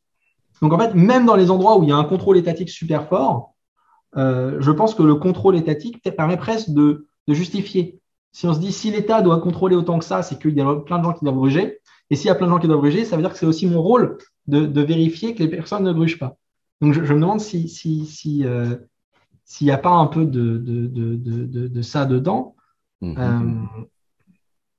Mais j'avais un autre point. Juste par rapport à ça, c'est qu'il y a aussi la protection contre le vol, parce que cette affichette, elle est convoitée par ceux qui veulent avoir des stationnements, par exemple. Et il y a aussi en arrière la complaisance médicale à le donner à des personnes qui simplement le demandent au médecin. Et puis, moi j'ai un peu de difficulté, Donc, il y a l'acquisition du statut est aussi liée à une sorte de fraude aussi. Mais ce que j'ai vu globalement par des militants, des discours avec des personnes de différentes communautés françaises, américaines, c'est que globalement, à peu près tout le monde est d'accord sur le fait qu'on teste beaucoup trop et que les gens qui testent disent non, mais je teste pour défendre le droit des handicapés. et que c'est rarement en fait, enfin c'est une justification post hoc, c'est pas le but réel. C'est que c'est un mécanisme de contrôle social plus qu'autre chose. Pour revenir sur le truc, voilà, tu disais le statut. Et c'est vrai qu'une fois qu'on a le statut, on est enfermé dedans. Et ça, c'est un risque. Et c'est pour ça que je parlais de binarité tout à l'heure, est-ce que j'essaie d'obtenir le statut ou pas?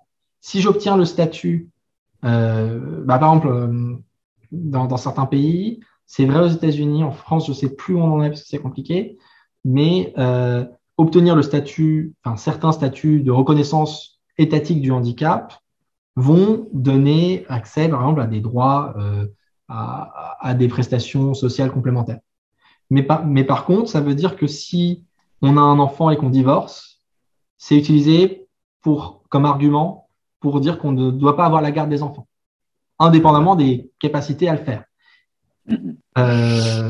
Il y a beaucoup de trucs où je dis, si je fais ça, j'ai un confort supplémentaire, on prend un peu soin de moi, je suis mieux géré par le système médical, d'une certaine manière, mais en même temps, on m'écoute moins et je suis infantilisé et j'ai moins de liberté. Plus de confort, moins de liberté. Merci. Alors, des questions, manifestez-vous, n'ayez pas peur. Oui, allez-y. Vous êtes, on connaît pas votre nom. Je suis Marine Minier, je suis prof à l'Université de Lorraine, mais alors malheureusement en informatique, j'ai rencontré Anka dans une vie précédente. Très bien. Voilà. Alors, en fait, c'est assez rigolo parce que Anka, quand tu parles de désanonymisation dans l'espace public, en fait, les seules fois de ma vie où moi, ça m'est arrivé personnellement, c'est quand j'étais enceinte. Donc, je voulais savoir s'il y avait des études qui ont été faites, enfin, tu vois, ou des inconnus où voulaient toucher mon ventre ou des trucs un petit peu durs, quoi. Et du coup, je voulais savoir s'il y avait eu des études qui ont été faites sur voilà, le statut de la femme enceinte et celui des personnes handicapées. Alors, je n'ai pas encore fouillé, mais c'était prévu parce qu'on voulait écrire quelque chose là-dessus, justement, quand on a commencé ce projet-là. Je ne sais plus quel proche m'a dit, mais attends, tu parles de femmes enceintes, là. Donc c'est ça. Et oui, il y a un parallèle super fort sur le fait oui, on touche ton corps. Parce que ton corps ne t'appartient plus seulement à toi. Et après, il y en a peut-être une personne en France qui a bossé là-dessus. S'il y a quelqu'un, c'est Charlotte Puiseux. Oui, parce qu'en fait, tu vois, tu as une déformation du corps liée au fait que tu vas enfanter, donc que tu fais quelque chose qui est censé être pour la société, qui est à mettre en parallèle du monde handicapé, en fait, tu vois, pour moi. C'est quelque chose quelque chose devient visible, en fait. Tu sors de la norme admise, d'un côté d'ailleurs de manière positive et de l'autre non. Mais dans les deux cas, le fait de sortir de la norme te rend sujet à des interactions sociales. De désanonymisation, effectivement. Justement, j'avais une question un peu dans le même sens, c'est-à-dire que on voit dans ton exposé le fait que tu attires l'attention sur la touchabilité. Et il se trouve qu'en 1985, j'ai publié un article dans Espace-Temps qui s'appelait La caste des touchables, et où c'était encore un autre groupe que j'avais en vue, c'était les enfants. Les enfants appartiennent très largement à un groupe pour lesquels, disons, un certain nombre d'individus, je ne sais pas s'il y en a, à mon avis, encore plus qu'avec les handicapés et les femmes enceintes, mais je sais pas, je suis pas sûr, mais peut-être pas, mais en tout cas, de façon très significative, s'autorise donc à toucher un enfant dans l'espace public parce que, comme vous venez de le dire, son corps ne lui appartient pas d'une certaine façon, il appartient à tout le monde. Et c'est assez comparable à ce que tu as décrit sur la touchabilité des handicapés dans la mesure où c'est toujours pour la bonne cause. En fait, ça se veut pas du tout agressif, mais en fait, évidemment, on ne demande pas son avis à la personne concernée. Et on retrouve aussi avec les animaux, bien sûr. Disons que là, c'est peut-être un peu un autre problème. J'attire aussi votre attention sur le fait que les enfants font partie d'un groupe qui, dans ce processus de concurrence des victimes, qui est souvent assimilé à un autre. Par exemple, en ce moment, il y a une forte pression de certains groupes politiques pour associer ce qui est appelé les violences faites aux femmes et les violences faites aux enfants. Ce qui est intéressant, disons que ça peut s'argumenter, mais disons qu'on pourrait quand même noter le fait que la grande majorité des filicides, c'est-à-dire des homicides volontaires sur les enfants, sont effectués par leur mère plus que par leur père. Donc on pourrait discuter cette assimilation. Donc comme si, enfin, on pourrait suspecter, si on était un peu malveillant, que finalement un certain type de mouvement féministe qui tend à victimiser toutes les femmes utilise le bouclier humain des enfants pour augmenter justement sa victimité, son niveau de victimité. Et donc, tout ça pour dire que ton exposé nous montre bien que c'est pas facile, justement, et qu'en même temps, c'est possible d'avoir un regard, ce que tu disais, une neutralité, tu avais dit au début de ton exposé, un agnosticisme, pardon. Mais justement, ça, je trouve que c'est extrêmement précieux, justement parce que tu nous montres, tu décris des choses et ça nous évoque d'autres descriptions en fait, et donc ça montre que finalement des systèmes cognitifs un peu isolés, des sous-systèmes, donc les spécialistes des handicapés, les spécialistes des femmes, les spécialistes des enfants, les spécialistes des femmes enceintes, finalement devraient désenclaver leur connaissance. Tout le monde y gagnerait. J'avais une autre question, mais je te laisse répondre à celle-là. C'est vrai, c'est une approche un peu fonctionnelle de qui est sujet à ça. Et puis pour moi, c'est en fait l'apport très intéressant des études du handicap, qui est que ça ne concerne pas que le handicap. C'est que le fait de prendre ça comme point de départ permet d'observer des choses sur le reste de la société. C'est pas Exactement. Juste étudier ça comme objet en tant que tel. Et c'est pour ça d'ailleurs que tu as des questions intéressantes sur les futurités du handicap, sur la représentation du handicap dans le futur et ainsi de suite. Pendant longtemps, il n'y en a pas. Pendant longtemps, en fait, les représentations, par exemple, de science-fiction ou ainsi de suite, qui se projettent dans le futur, n'ont pas de handicap. Parce que ou bien c'est éliminé par eugénisme, ou bien c'est… Et c'est pas uniforme, mais c'est très présent. Un des trucs, d'ailleurs, j'ai jamais vu de Star Trek, mais il y a eu un moment important dans l'histoire vidéo du monde anglophone, qui est qu'il y a un membre du cast qui jouait le rôle d'une personne aveugle dans le futur. Et c'est vraiment non neutre. Et en fait, une partie de ce que dit de ce que disent ces études sur les futurités, c'est qu'il y aura toujours, qu'il y a un intérêt propre. Et c'est pour ça que la question de Peter Singer sur est-ce que la vie handicapée vaut le coup d'être vécue à la fois pour la personne et pour la société, c'est qu'il part du principe que ça vaut moins le coup, que la vie handicapée est a priori moins bonne qu'un ensemble d'autres vies, que si la personne n'avait pas ça, sa vie serait mieux, si toute chose étant égale par ailleurs.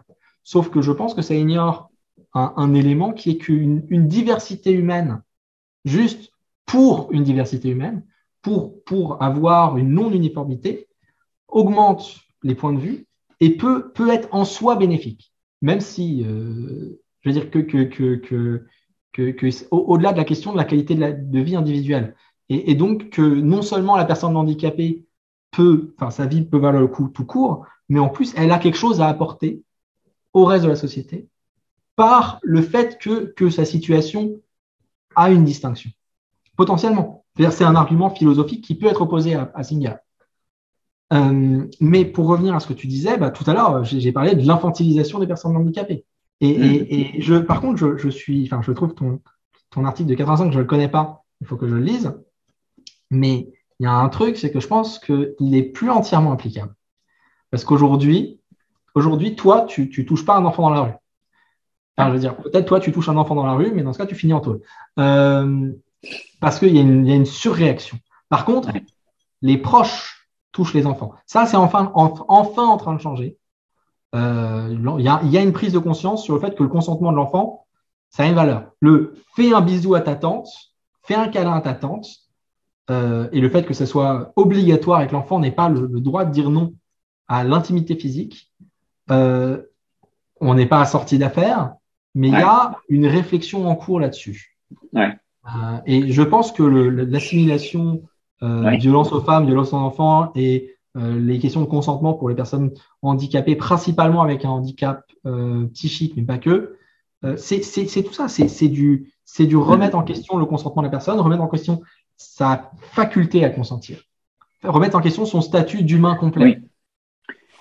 Oui, mais si je peux me permettre, pour les enfants, c'est quand même c'est un domaine où il y a des tirs croisés, parce qu'il y a aussi des mouvements importants qui contestent aux enfants la capacité à exprimer leur consentement, beaucoup plus qu'avec les handicapés, avec les femmes quand même, parce que beaucoup plus qu'avec les femmes. Beaucoup plus qu'avec les femmes, c'est sûr. Il me semble quand même que si tu défends dans l'espace public, enfin dans la sphère publique, l'argument de dire vous n'avez pas le droit de me toucher si j'ai rien demandé, il me semble que c'est un argument qui va, je dirais, avoir un boulevard argumentatif parce que je ne vois pas quelle objection on peut faire. Tandis que dans le cas des enfants, il reste, et je dirais que ça s'est même renforcé. C'est ça, c'est ce que je disais tout à l'heure. C'est à partir du moment où la personne fait ça, moi je trouve que c'est un discours légitime, le fait de dire me touchez pas, et où quand les gens disent me touchez pas, la réaction en face, contrairement aux questions féministes, contrairement sur justement la question de la majorité du discours, c'est qu'on dit non, mais ce discours de dire non, il est trop violent parce que les gens ils veulent bien. Et donc la personne qui avait fait ça s'est fait harceler. C'est fait harceler à cause de ça, ce qui augmentait encore plus les interactions sociales.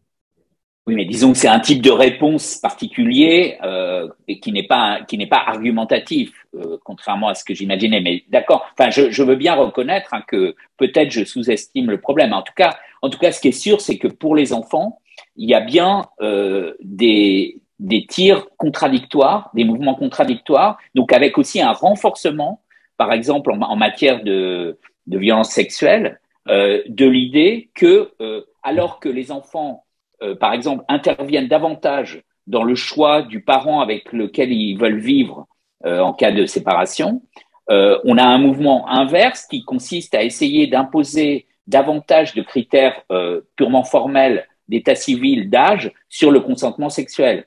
Donc, on considère que les enfants, de plus en plus, si on suit, c'est pas toujours suivi des faits, mais disons, en termes de mouvement, dans la société, on voit qu'il y a des gens qui voudraient qu'on repousse plus loin, finalement, le moment où on va écouter les enfants sur leur autodéfinition du consentement. Donc, il me semble que ça, c'est quand même assez spécifique aux enfants. Sauf si tu mets en parallèle les personnes qui ont un handicap psychique, où on considère comme des enfants. En fait, le problème, c'est que tu as un spectre comme un gosse de 15 ans. En fait, peu importe où tu mets la limite, il y aura des emmerdes. Et pareil pour le truc, tu as des personnes. Pour moi, tu as une question qui est très, très compliquée. C'est des personnes qui sont ce qu'on appelle des systèmes, donc où il y a plusieurs personnalités qui cohabitent au sein d'un individu et qui ne sont pas forcément conscientes des mémoires les unes des autres.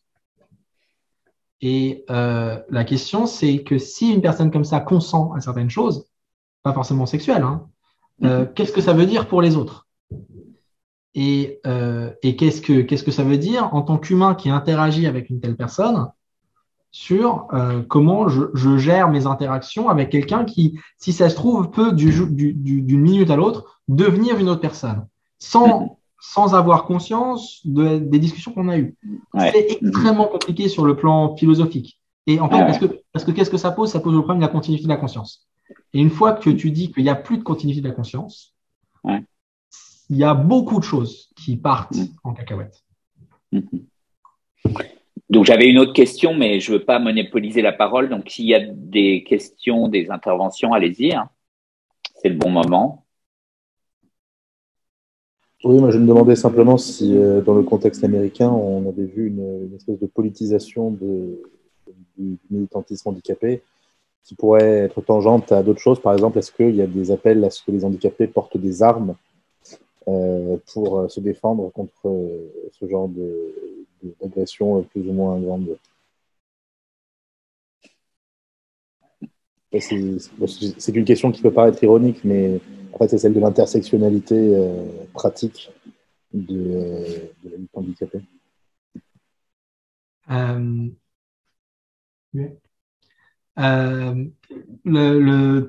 Alors, je ne sais pas si tu fais référence aux Panthères Roses, qui sont un mouvement de défense des homosexuels, je crois basé en Californie, où en fait c'était comme les Black Panthers qui se sont armés pour pouvoir faire face aux institutions, où c'était pareil, et ça a repris en ampleur récemment.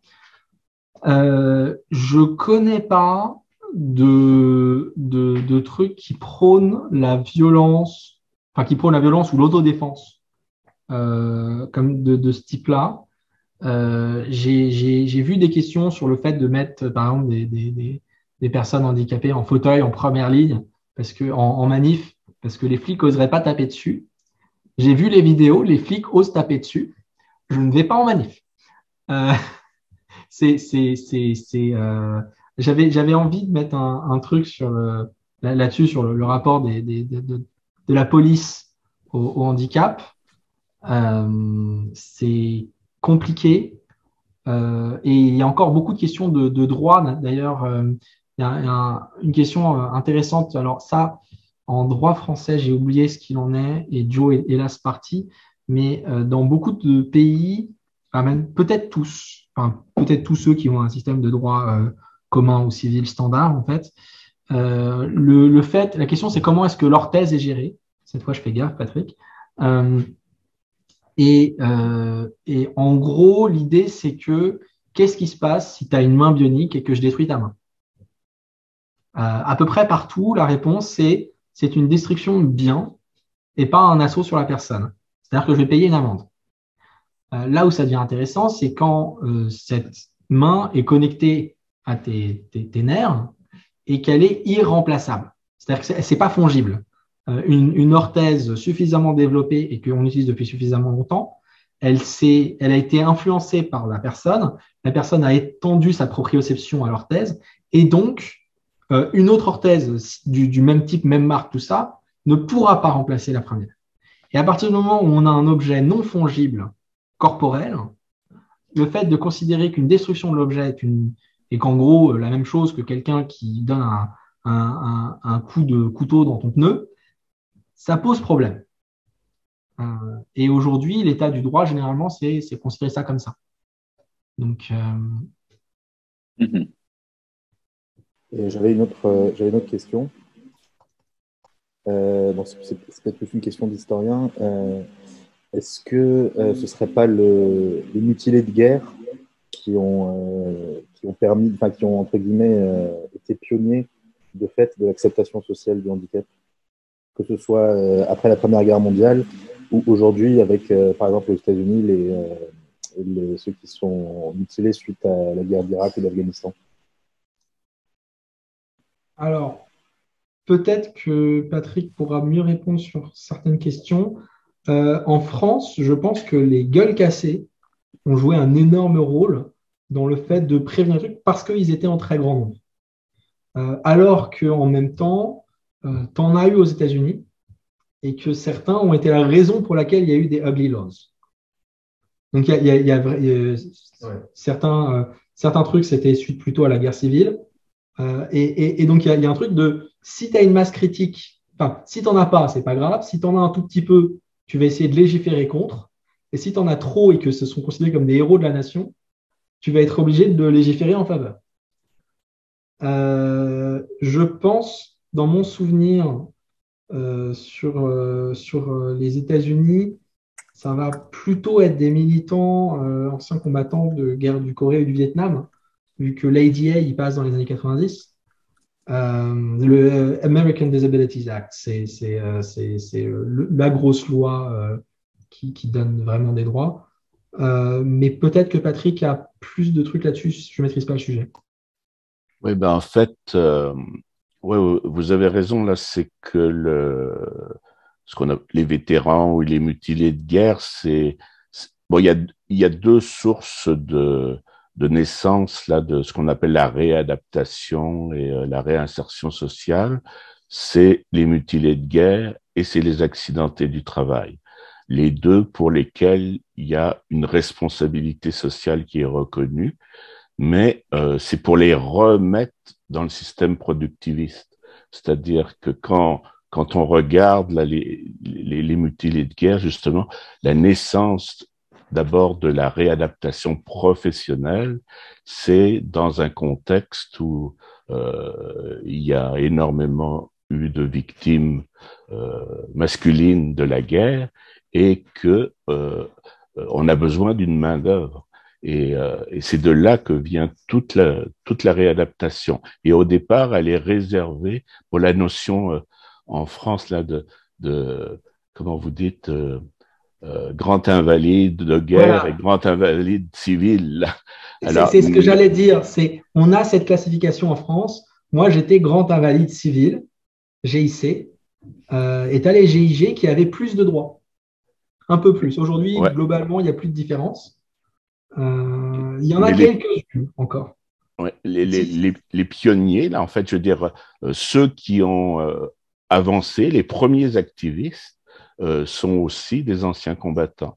Hein, donc, en France, pour la mise en place de services, par exemple, simplement l'accès au permis de conduire, c'est quelque chose qui a été revendiqué par des anciens combattants et des mutilés de guerre.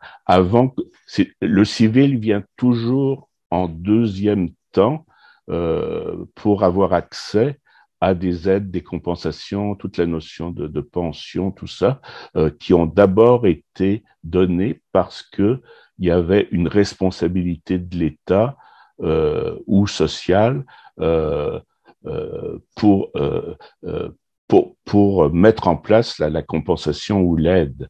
Et la personne qui a exactement la même caractéristique, mais à cause d'un accident civil, elle n'aura pas, comme tu dis, là, les mêmes compensations, ou ça vient dans un deuxième temps, historiquement. Alors, justement, si en plus on se base sur les modèles historiques, pendant longtemps, il y a une idée, enfin, dans le modèle religieux chrétien du handicap et d'autres, il y a une idée que c'est la personne est responsable de son handicap. Surtout si on parle d'handicap présent à la naissance, parfois c'est la source la personne a fait une faute dans cette vie ou une autre qui a causé son handicap. Et donc le truc, c'est que c'est une sous-catégorie sociale qui est mal vue, parce que la source du handicap n'est pas facilement attribuable et donc elle est automatiquement attribuée à la personne. Alors qu'en effet, pour les grands invalides de guerre, la source, elle est facilement attribuable. Elle est attribuée à l'ennemi. Et la personne est un héros. On ne peut pas juste dire c'est ta faute s'il te manque un bras. Et en effet, ça veut dire que c'est beaucoup plus facile de se battre pour des droits si on se dit j'ai perdu mon bras parce que je me battais pour tes droits, alors que si je dis j'ai perdu mon bras parce que j'ai péché dans une vie antérieure. C'est pas le même discours. Pécher un requin, tu veux dire? Qui m'a bouffé le bras. Pas mal. Mais ça justifie aussi qu'on te redonne à ce moment-là un bras artificiel pour que tu puisses redevenir productif.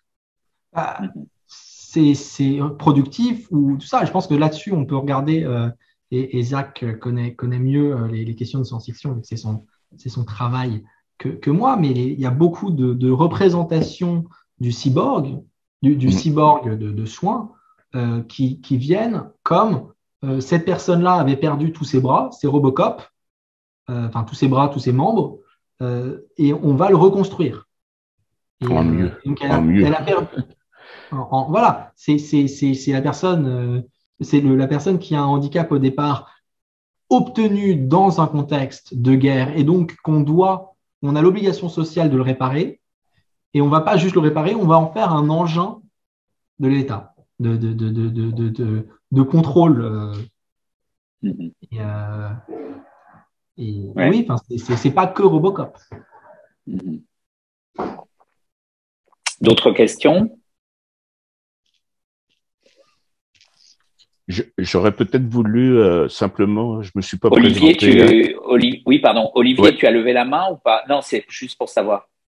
Est-ce que tu as fait un mouvement? Non, désolé, mais grand merci. Hein, j'en profite d'avoir la parole pour remercier. Hein, c'est extrêmement riche. Hein, vraiment, merci. Je voulais simplement me présenter parce que finalement, je me suis pas présenté. Moi, c'est Patrick Fougerolas et je suis anthropologue du handicap, donc à la fois aussi activiste, mais aussi avec des travaux anthropologiques depuis une 40aine d'années au Québec, mais je suis d'origine française. Merci d'être là, donc. Ouais. Et donc, son handicap principal est visible, c'est les cheveux blancs. Et on n'a pas beaucoup de réponses sociales, hein. Mais bon, ça peut être considéré comme un avantage de séduction aussi. Hein. C'est complexe. Ma question. Il y a Olivier qui l'a la main. Ouais. Ah, pardon, vas-y, Olivier. Non, en fait, c'est que, je l'avais depuis tout à l'heure la question, mais j'avais du mal à la formuler. En fait, ce que j'ai trouvé intéressant, c'est que en fait, l'impression que j'avais, c'est que l'aspect visible de rupture de la norme change des règles que l'on universalise un peu vite, comme la proxémie, par exemple, les distances sociales, etc. Et alors, dans la discussion avec Patrick tout à l'heure, j'ai compris qu'il y avait des différences France-Québec, par exemple. Mais est-ce que on pourrait trouver des différences géographiques à des échelles plus fines et faire, est-ce qu'il y a des travaux, par exemple, qui essayeraient de faire une sorte de cartographie de la ville avec des safe spaces, des espaces inaccessibles, enfin, en gros, comment cette expérience-là, avec toute la violence qu'elle a, est-ce qu'on pourrait, ou est-ce que c'est un schéma trop simpliste, d'essayer de la dessiner, en fait, alors soit sous une forme cartographique bête et méchante, hein, soit sous des formes cartographiques plus élaborées. Enfin, je ne sais pas si ma question est claire. Mais, oui. Alors, dans la première version du résumé qui avait été envoyé, on parlait un peu de discrétion de l'espace, tout ça. C'est d'autres travaux que j'avais fait un peu avant et où il y avait des tentatives cartographiques par rapport au handicap. Mais il y a un truc justement que vous pouvez peut-être étendre ces choses-là, c'est les habitudes. Donc, les habitudes sociales des personnes handicapées sont restreintes. Globalement, le métro boulot dodo, il est amplifié. Et on peut se dire, on pourrait se dire, ok, c'est vrai pour les personnes en fauteuil, mais ce que je trouve très intéressant, c'est que c'est vrai pour, j'ai au moins 3 catégories pour lesquelles on sait vraiment que c'est vrai. C'est les personnes aveugles, les personnes en fauteuil roulant et les personnes avec un handicap psychique. Et dans chaque cas, en gros, si on regarde les déplacements, ils ont plusieurs caractéristiques. La première, c'est que c'est globalement du domicile, lieu, domicile, et pas domicile, lieu, lieu, lieu, domicile. Il n'y a pas de point intermédiaire. Et l'autre truc, c'est que globalement, l'ensemble des lieux, il est très, très réduit. Parfois, il est réduit à 3-4 lieux visités en un mois, dont le domicile, le travail et le médecin. Et peut-être un lieu de socialisation. Et une question, vu que j'avais regardé, que j'avais vu à quel point les mobilités étaient réduites, les spatialités étaient différentes, Ça, c'est une question d'ailleurs qui avait été posée par Patrick Poncet, qui était que est-ce qu'on peut, enfin je crois que c'était Patrick, est-ce qu'on peut regarder ça et par exemple, il y a des lieux où il y a des transports accessibles. Par exemple, dans Paris, tout le tram du Sud, il est pas mal. Toute la ligne 14, elle est censée être accessible. Est-ce que ça veut dire que si on essaie de regarder où vivent les gens, ils vont vivre sur ces zones-là? Et ça va être compliqué à voir, parce que bon, je ne sais pas forcément si les données existent, mais ensuite, parce qu'il y a d'autres impacts. Et vu qu'on parle de populations qui ont des pouvoirs d'achat beaucoup plus faibles et qui dépendent souvent d'institutions sociales de HLM et ainsi de suite pour avoir un logement, ce n'est pas forcément le cas. Il y a d'autres effets parasites qui viennent faire du bruit. Mais je me pose la question là-dessus de est-ce qu'on peut cartographier les usages parce que je pense que globalement, il y a un impact qui est plus les gens sont visibles à partir d'une certaine masse critique, plus les habitudes changent. Et ça, d'ailleurs, tu peux le tester. Enfin, tu peux le tester. Il y a un truc marrant, c'est la rupture de l'anonymat en public, le truc le droit d'importuner, tout ça. Si on a une personne en fauteuil, c'est le cas. Si on en a 3, les gens viennent plus les embêter. Et dès qu'il y a un groupe, le groupe prend le pas. Et donc, je pense qu'il y a des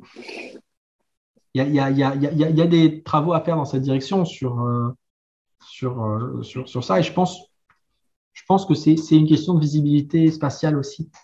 En fait, tout à l'heure, j'ai dit il y a un devoir d'expliquer. Et ça, je le ressens très, très fortement moi. C'est-à-dire que quand les gens me touchent dans l'espace public, c'était fréquent quand je passais beaucoup de temps dedans. J'allais pas juste dire ne fais pas ça, j'allais expliquer à la personne pourquoi il fallait pas qu'elle fasse ça. Parce que je me dis, moi je peux me défendre, il y en a d'autres qui peuvent moins le faire. Moi, si la personne m'énerve, je lui roule sur le pied. Vas-y, prends-toi 180 kilos sur ton pied. J'ai plus de pouvoir dans l'espace public que certaines personnes, et donc je peux dire, en fait, ne fais pas ça. Et je voulais juste aider, oui, mais réfléchis avant d'aider, demande avant d'aider. Qu'on considère l'autre comme un être humain qui a son indépendance et dont le consentement a une valeur. D'ailleurs, il y a une question, j'avais dit tout à l'heure que dans cette conférence avec pas mal de personnes qui bossaient sur le handicap, j'avais posé est-ce que proposer de l'aide dans l'espace public, c'est bienvenu? Et là, la réponse était a priori non, sauf si la personne est visiblement en galère. Mais il y avait une autre question, c'est est-ce que proposer de l'aide à une personne handicapée quand on est une personne visiblement handicapée, c'est bienvenu? Et est-ce que, en fait, ça change le mode d'interaction qui passe de pitié à solidarité? Est-ce que c'est merde, cette personne a besoin de toute l'aide du monde, ou c'est oh putain, j'ai un camarade qui est dans la merde? C'est pas la même chose. Et globalement, moi j'ai un scooter électrique qui avance bien. Et donc on en avait parlé et les gens étaient globalement d'accord sur le fait que ça valait le coup de poser la question selon les cas. Et globalement, moi, ce que je fais quand je vois quelqu'un qui galère un peu en fauteuil manuel, c'est je mets à causer et je dis est-ce que tu veux t'accrocher? Et dans ce cas, tu as un train. Et puis derrière, des fauteuils. Ce qui choque les passants. Mais parce que voilà, parce que quelqu'un qui fait le con dans l'espace public, d'ailleurs, ça c'est intéressant, quelqu'un qui fait n'importe quoi ne peut pas être handicapé. J'ai fait partie pendant quelques années d'une troupe d'artistes de rue. Et je pense que ça jouait un rôle dans le fait que les gens pensaient en fait que j'étais une flemmarde, que j'avais pris le scooter d'une personne handicapée et que je m'amusais avec. Je me suis fait traiter comme ça. Il y a vraiment beaucoup de gens qui le croyaient. Et c'est pour ça que je l'utilise aussi. C'est parce que ça change la nature de l'interaction sociale. On peut facilement faire des blagues. je pourrais décider de faire un test social. Comme je suis tombé sur un article récemment sur le fait de vomir dans l'espace public comme manœuvre sociale, comme manœuvre militante. Je trouve l'article un peu étrange, mais j'ai un copain qui est très militant. C'est un militantisme pour quelle cause?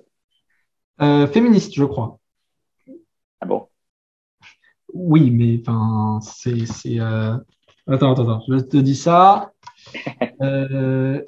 Non, alors c'est Queer Anarchist Autonomous Zones and Publics, Direct Action Vomiting Against Homonormative Consumerism. C'est du postmoderne standard, on va dire, dans le domaine. Un peu esthétisant. Et cet article examine plusieurs cas différents de vomitisme militant. Et donc voilà. Mais quand j'étais gosse, il m'arrivait de m'amuser un peu au détriment des passants en faisant semblant d'être lourdement handicapé et donc pas doué de conscience à leurs yeux. Et en allant vers eux, comme ça, et en accélérant de plus en plus. Et en voyant leur tête, leurs yeux qui s'exorbitaient de plus en plus de « merde, je fais quoi ?» Bon, c'est un peu méchant, mais est-ce que c'est mieux que leur vomir dessus? Je ne sais pas. Mais il y a une question. En tout cas, tu nous rassures en nous montrant que les handicapés peuvent être aussi méchants que Absolument. Les autres. Voilà. Donc c'est ça ça confirme leur humanité. Ouais. C'est pour ça que je pense que Theresa May, c'était un pas important dans le féminisme britannique. Parce que ça montrait qu'on pouvait avoir une femme au pouvoir tout aussi incompétente qu'un homme. Que pour atteindre le niveau de pouvoir. Après, il y a Boris Johnson qui a mis des nouveaux records, donc c'est embêtant. mais l'égalité est atteinte, non seulement quand il y a autant de gens, enfin quand les gens ont le même accès, mais quand les gens nuls ont le même accès. Ok. Donc, je me permets de reprendre la parole parce que j'avais une question qui porte sur ton titre, enfin, et qui illustre le fait qu'en abordant ce genre de sujet, en fait, il y a de l'intérêt pour l'ensemble pour des concepts plus généraux et notamment celui d'espace public, parce que donc tu as utilisé l'expression corps public et on pouvait comprendre dans ton exposé que ça voulait dire que en fait les handicapés étaient victimes d'une publicisation excessive de leur corps qui devrait normalement rester privé. En tout cas, c'est comme ça que j'ai compris ce que tu disais. Mais en fait, ça m'a aussi fait réfléchir sur l'idée que dans l'espace public, en fait, il y a une composante du corps qui est publique pour tout le monde. On peut prendre l'analogie avec un immeuble, en fait. Donc, un immeuble, c'est un espace privé, mais en fait, la façade d'un immeuble fait partie de l'espace public. Et donc, par exemple, vous ne pouvez pas interdire quelqu'un de regarder ou de photographier un immeuble. Et de la même manière, le fait d'aller dans l'espace public suppose l'acceptation d'une interaction, notamment visuelle, avec les autres. Et donc, on ne peut pas, par exemple, reprocher à quelqu'un de nous regarder quand on est dans l'espace public. Et on ne peut pas non plus, il est tout à fait légal de photographier qui on veut dans l'espace public. Ce qui est réglementé, c'est la diffusion public, et donc là ça relève du droit de l'information, mais pas par contre du droit de l'espace public. Et donc finalement tu nous fais aussi tu nous sensibilises aussi au fait que le corps des individus il est clivé d'une certaine façon dans l'espace public. Il y a en effet des choses qu'on n'a pas le droit de faire, mais ça n'empêche pas que le corps est public comme n'importe quel élément de la personne à partir du moment où il est un espace public. C'est-à-dire que la vie dans l'espace public n'est pas une circulation d'objets privés, en fait. Non. C'est autre chose. C'est le fait que les individus deviennent publics d'une certaine façon. C'est-à-dire ils acceptent d'avoir un certain type d'attitude, de comportement, d'action qui va être compatible avec l'espace public, et finalement ça concerne beaucoup de choses de leur réalité. Hein. Donc j'ai trouvé intéressant que l'expression corps public, ça peut être lu aussi, comme titre de ton exposé, comme le fait que nous avons tous des corps publics, et que ce qui est intéressant, c'est de voir où sont les limites, mais pas tellement de dire revendiquons le fait que notre corps ne soit pas public. Non, ça ne serait pas possible. Non, mais en fait, on est sur des questions, à mon avis, de consentement et de non-dit aussi. En fait, Vinicius est ici, qui a travaillé sur des questions de cartographie queer, et aussi, je crois, de cruising. Et je pense que ça pourrait être intéressant de regarder ça en prenant l'optique des lieux de sexualité gay. Et en fait, parce que là, il y a des vraies questions de consentement, mais dans le non-dit. Et dans des espaces, d'ailleurs, qui sont censés être publics. Et donc, la question, c'est que si je vois quelqu'un dans la rue, si je vois quelqu'un qui est juste quelqu'un que je ne connais pas, je peux le regarder. À un moment, ça devient insistant et ça sera mal vu, mais ça ne pourra pas être arrêté. Si je lui adresse la parole, c'est autre chose. Mais si je vois un ami, il y a tout un jeu de regard. Mince, t'es au téléphone, je ne vais rien faire. Je vois que tu es avec ta maîtresse, je vais réagir d'une manière différente. Surtout si je suis avec la mienne. Mais donc, il y a plein de choses là. Et donc, la question, c'est quand est-ce qu'on sort de la norme sociale? La norme sociale, c'est que regarder l'autre, a priori, c'est OK, tant que le regard n'est pas trop insistant. Et que ça, c'est complètement normal. Il y a je pense, une lutte politique en ce moment, et depuis un moment, sur est-ce que le fait de regarder juste, de manière insistante, est toléré dans l'espace public. Pas juste siffler quelqu'un, pas juste parler. Est-ce que le fait de regarder, et il y a plusieurs types de regards. Et je pense d'ailleurs que s'il était admis que le fait de toucher l'autre et le fait de parler à l'autre n'était pas du tout normal, comme les comportements normaux, alors le fait de regarder l'autre serait peut-être plus toléré, vu que la personne sait que ça ira pas plus loin. Alors que tant que les deux sont corrélés, tant que je sais que si quelqu'un me regarde, il y a une chance que cette personne me suive, il y a une chance que cette personne vienne me parler, je peux comprendre que le regard lui-même soit perçu comme une violence. Mais pour revenir sur le titre, en fait, ce qui m'intéressait, c'est qu'au début, j'avais juste commencé à écrire un peu ça, d'ailleurs avec Ashley Chou, qui a participé à une partie de ses recherches. Et qu'on s'est dit, tiens, c'est marrant, et qu'est-ce qui se passe? C'est vrai que les gens osent toucher le corps. Et en plus, les gens, ils osent parler du corps et de cette chose-là, et d'avoir une référence au handicap comme objet discursif de base, comme élément de comparaison, comme élément d'exemple, comme exemple par défaut. Là où si on revenait tout le temps à une autre population, ça serait peut-être vu comme une obsession malsaine. Si je te disais arrête de faire ça, ou tu vas… Si je te dis arrête de te masturber, tu vas finir noir, c'est pas du tout la même chose que si je te dis tu vas finir aveugle ou sourd. Les deux existent. Attends, entendu ce que j'ai dit. Et donc, il y a un côté d'exemple légitime. De voilà une population avec laquelle il est légitime de faire des exemples, même quand ça vient de nulle part. Et je pense que ça aussi, c'est intéressant sur le plan discursif, comme aspect public. Bon, on arrive à la fin de la période. Je pense que c'était un exposé, une discussion très, très riche, très, très prometteuse, qui ouvre plein de pistes pour parler de ce sujet et de beaucoup d'autres. Donc, on va peut-être se quitter là et remercier une fois de plus NK.